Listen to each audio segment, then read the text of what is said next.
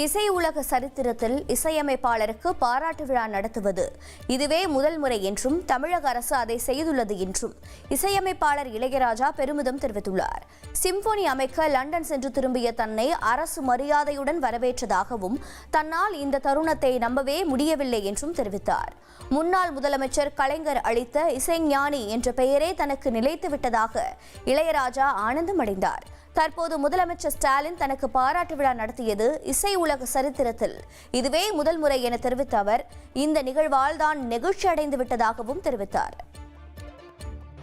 இதுவரை தோன்றிய கம்போசர்கள், இசையமைப்பாளர்கள், இந்தியாவிலே தோன்றிய இசையமைப்பாளர்கள், உலக அனைத்தும் தோன்றக்கூடிய மாமேதைகள், தோன்றியிருந்த மாமேதைகள் யாருக்கும் ஒரு அரசு பாராட்டு விழா நடத்தியதில்லை.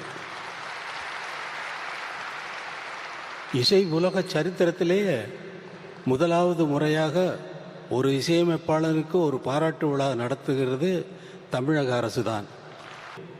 இங்கே வந்து பார்த்தால் அமைச்சர் பெருமக்கள், அமைச்சர் தங்கம் தென்னரசு அவர்கள் வந்து காத்திருக்கிறார்கள். கையில் மலர் செண்டுடன் காத்திருக்கிறார்கள், என்னை வரவேற்கிறார்கள்.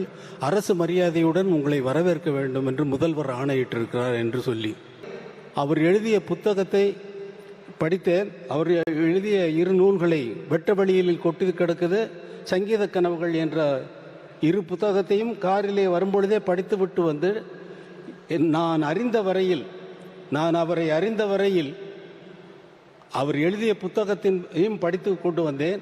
அவருக்கு இந்த மேடையிலே ஒரு பட்டத்தை வழங்க இருக்கிறேன், இசை ஞானி என்ற பட்டத்தை வழங்குகிறேன் என்று சொன்னார்.